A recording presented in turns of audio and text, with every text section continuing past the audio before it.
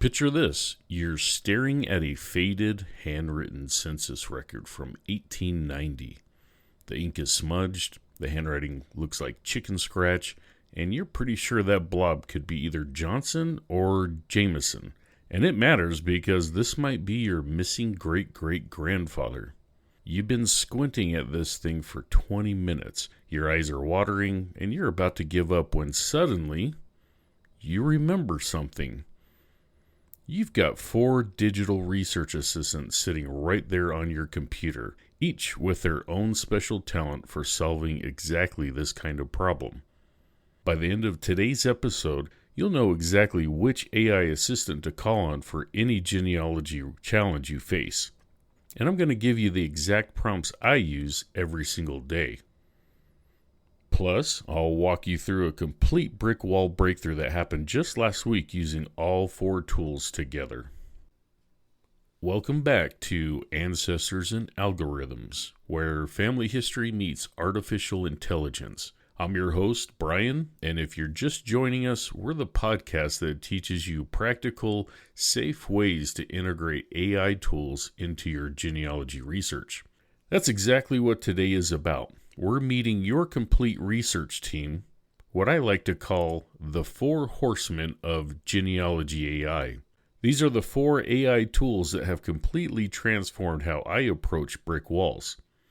And by the time we're done here, you'll know exactly when and how to use each one. Plus, you'll have word-for-word prompts you can copy and paste immediately. So let me tell you about the day I realized I needed more than one AI assistant. This was about 3 months into my daily genealogy practice, and I was feeling pretty confident about using ChatGPT for everything. I was working on a particularly stubborn brick wall, my great-grandmother Sarah, who seemed to have vanished from all records between 1920 and 1940. I mean, completely vanished.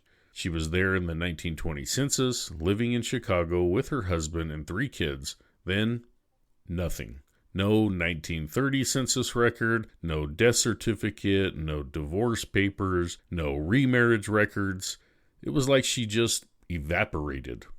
I'd been using ChatGPT for everything, just throwing different questions at it, hoping something would stick. And ChatGPT was helpful, don't get me wrong. It gave me lots of suggestions. Check immigration records, look for name variations, search neighboring counties. All good advice, but I was starting to feel like I was using a Swiss Army knife when what I really needed was a full toolbox. The breakthrough moment came when I was complaining to my cousin Dave about this brick wall. Now, Dave's a contractor, and he said something that just clicked. You wouldn't use the same tool for every job on a construction site. You've got your hammer for nails, your screwdriver for screws, your level for checking things are straight. Maybe you need different AI tools for different genealogy jobs. That hit me like a lightning bolt. What if different AI tools were actually better at different types of genealogy tasks? What if I was trying to use a screwdriver when I needed a hammer? So I spent a full week, testing the same genealogy challenges across ChatGPT, Claude, Gemini, and Perplexity. I threw everything at them. Illegible documents, timeline analysis, research strategy planning, fact-checking conflicting sources, translation help, and even recognition in naming conventions. And you know what I discovered? Each one had its own genealogical superpower. It wasn't just that they gave different answers, they approached problems from completely different angles. ChatGPT was like my creative brainstorming buddy. Claude was like having a meticulous research librarian. Gemini was like a cultural historian who could see the big picture. And Perplexity was like having a current-day research assistant who always knew where to find the latest information. That's when I started thinking of them as my 4 horsemen, each one bringing something unique to the research battlefield. And here's the thing that really matters. It's my golden rule. AI is your research assistant, not your researcher. Each of these assistants have different strengths, just like having research partners who specialize in different areas. Now, before we dive into each horseman, let me set your expectations. I'm not going to tell you one is better than the others. That's like asking whether a hammer is better than a screwdriver. It depends entirely on what you're trying to accomplish. Instead, I'm going to show you what each one excels at, give you the exact prompts I use with each one, and teach you how to use them together like a professional research team. Let me introduce you to your new research squad. Horseman number 1 is, of course, my go-to ChatGPT. ChatGPT is like that friend who's great at brainstorming. You know the one. You present them with a problem, and they come up with 15 different angles you never thought of. Their mind just works differently, and they see possibilities everywhere. Here's what makes ChatGPT special for genealogy. It's incredibly creative at suggesting research strategies and thinking outside the box. When you're completely stuck, when you've searched everywhere you can think of, ChatGPT helps you think of new places to look. Not what you'll find there, that's important, but where to look. Let me give you a real example from my Sarah research. I was at my wit's end, so I opened up ChatGPT and typed, "My great-grandmother Sarah disappeared from records between 1920 and 1940. She was married, had 3 kids, lived in Chicago. What are some reasons this might happen, and where should I look?" Now, I expected maybe 3 or 4 suggestions. ChatGPT came back with 12 possibilities I hadn't considered. Some of them were obvious once I saw them, like maybe she remarried and took a new name, or maybe she was living with relatives under their surname. But others were creative leaps that opened up entirely new research paths. For instance, ChatGPT suggested checking naturalization records for her husband, thinking maybe the family had moved for citizenship reasons. It suggested looking into industrial accident records. Apparently, 1920 Chicago had a lot of workplace injuries that might not show up in regular death indexes. It even suggested she might have been committed to a mental institution, which sounds harsh, but was unfortunately common for women experiencing postpartum depression or other mental health challenges back then. The key with ChatGPT is how you ask the question. Here's my go-to template, and I want you to write this down. Quote, "I'm researching," specific person with details, "and I'm stuck because," specific problem. "What are some creative reasons this might have happened, and what types of records should I search that I might not have thought of? Please think outside the box." End quote. That last phrase, "please think outside the box," is crucial. It encourages ChatGPT to get really creative with suggestions. But here's ChatGPT's weakness, and this is important. It sometimes gets a little too creative. It might suggest your ancestor was a traveling circus performer when they were probably just a farmer who moved to the next county. I once asked about a missing ancestor, and ChatGPT suggested he might have been recruited as a spy during World War I. Possible? Maybe. Likely? Probably not. That's why we always verify everything with actual records. AI is your research assistant, not your researcher. ChatGPT gives you ideas about where to look. You still have to do the looking. Moving on to horseman number 2, Claude. Now, Claude is your document detective. If ChatGPT is the brainstormer, Claude is the careful analyst who loves to dig deep into details and help you make sense of complex information. Claude excels at helping you analyze documents, organize research findings, and create structured family timelines. It's particularly good at helping you spot patterns and inconsistencies in your research, things that might be staring you right in the face but you're too close to see. Here's how I used Claude with that same Sarah mystery. I had gathered about 15 different documents: birth records, marriage certificates, census entries, city directory listings, everything I could find. Instead of just asking for general advice, I fed Claude everything and asked for analysis. I literally copied and pasted all the information into Claude and said, "Here's everything I know about my great-grandmother Sarah. Can you help me create a comprehensive timeline, identify any gaps or inconsistencies, and suggest what types of records might fill in the missing pieces?" Claude organized everything beautifully into a chronological timeline, but then it said something that stopped me in my tracks. It said, "I noticed there's a gap in residential information between 1925 and 1935. The 1930 census lists her husband as widowed, but you have her death record showing she was alive until 1945. This suggests either a recording error or that they may have been separated or divorced during this period." I had looked at that 1930 census record dozens of times. Dozens! But I was so focused on trying to find Sarah that I never really processed what it meant that her husband was listed as widowed. Claude caught that inconsistency immediately. That insight led me to search divorce records, something I hadn't thought of before, and boom, found Sarah's divorce decree from 1928. She had moved back to her maiden name and was living with her sister's family under her sister's surname. That's why she was so hard to find. Here's the Claude prompt I'd like for you to write down. Quote, "Here's everything I know about person," paste all your information. "Can you help me create a timeline, identify any gaps or inconsistencies, and suggest what type of records might fill in the missing pieces? Please point out anything that doesn't make sense." End quote. Claude's superpower is that it actually reads and analyzes what you give it instead of just making general suggestions. It's like having a research partner who can hold all the details in their head at once and spot connections you might miss. Claude is particularly good when you have conflicting information from different sources. It can help you figure out which sources are more reliable and what the discrepancies might mean. Now let's talk about horseman number 3, Gemini. Gemini is fascinating because it approaches genealogy problems from a completely different angle.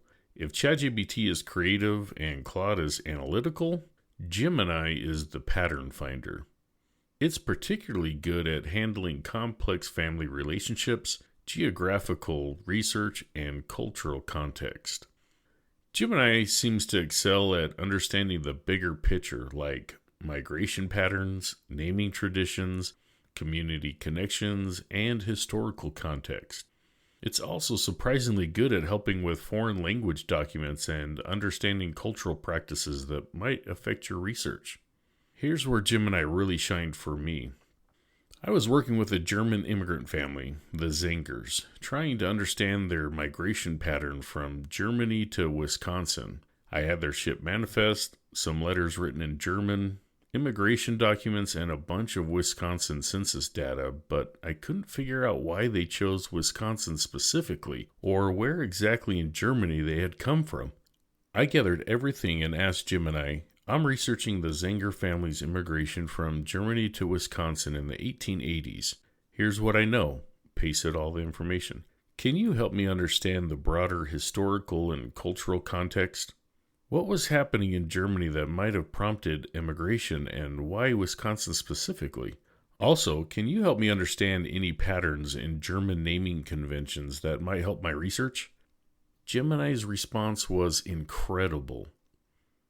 It not only helped translate key phrases from the German letters, but it also explained the historical context of 1880s German immigration. Apparently, there were agricultural crises and political tensions in certain German regions during that period. Gemini also explained that Wisconsin had active recruitment programs for German farmers and had established German-language newspapers and churches to attract immigrants. But here's the really cool part. Gemini noticed that the family's German letters mentioned a place called Württemberg and connected that to Wisconsin's heavy Württemberg immigrant population. It suggested looking for other Württemberg families in Wisconsin records, thinking they might have immigrated as part of a community group.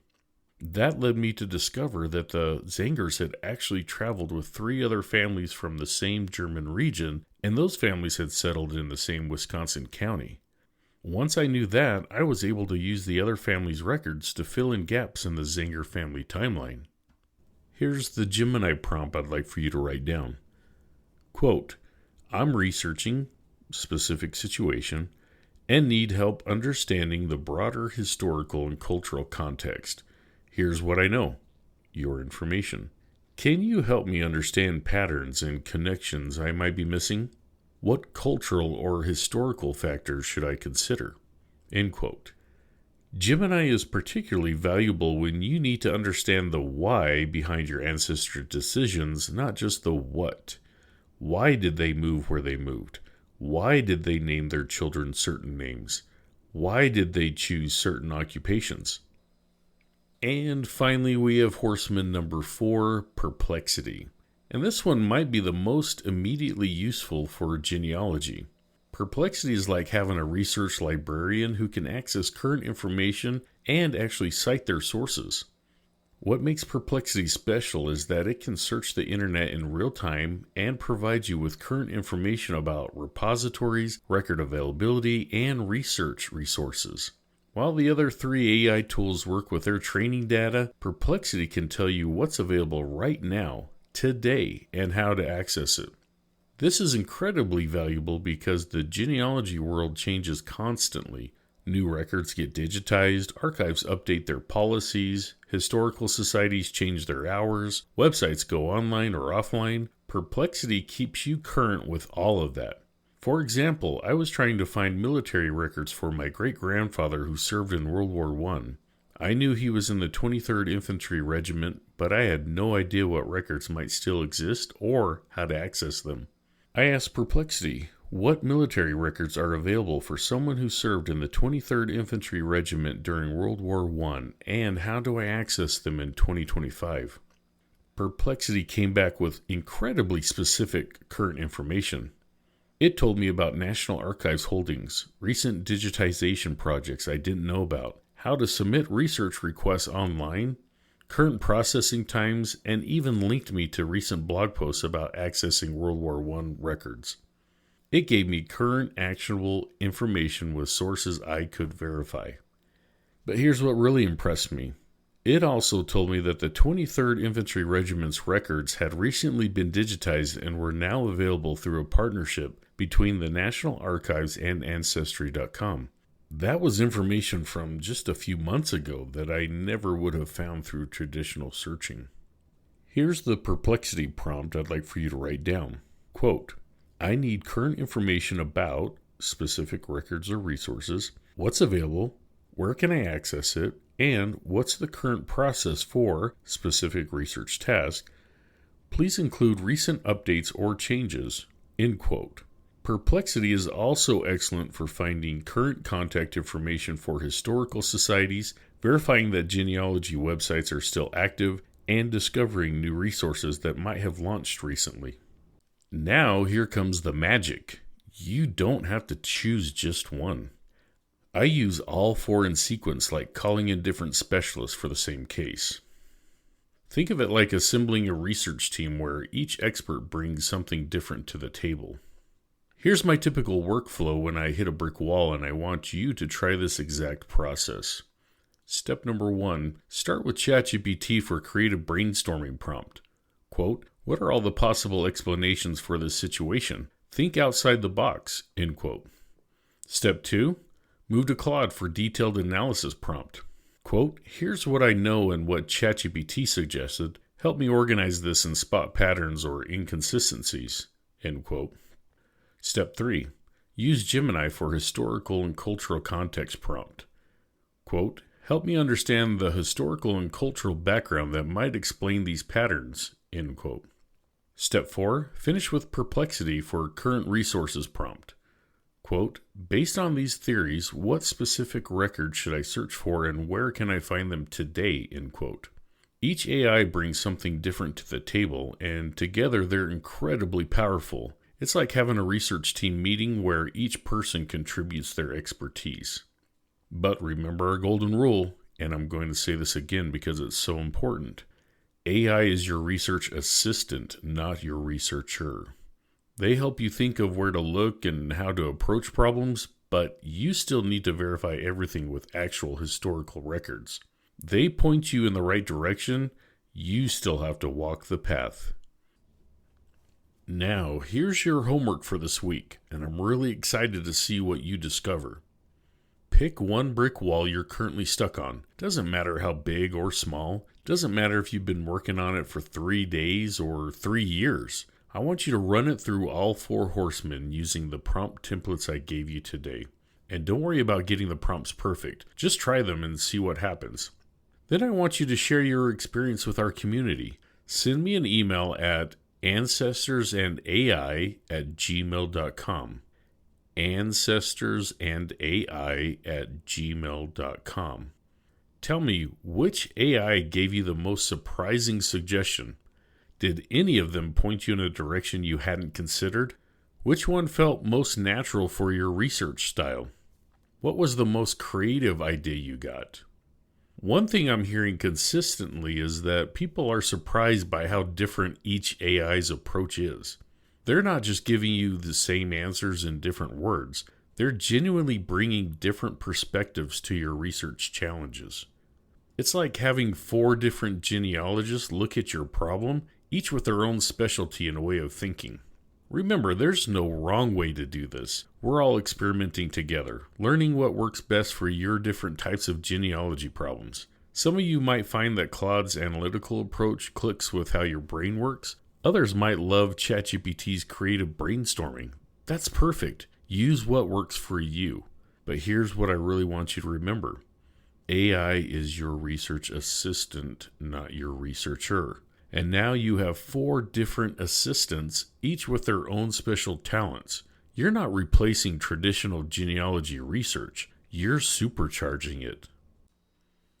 So there you have it. Your 4 horsemen of genealogy AI. ChatGPT for creative brainstorming when you need fresh ideas. Claude for detailed analysis when you need to make sense of complex information. Gemini for pattern recognition and cultural context when you need the bigger picture. And Perplexity for current resource information when you need to know what's available right now.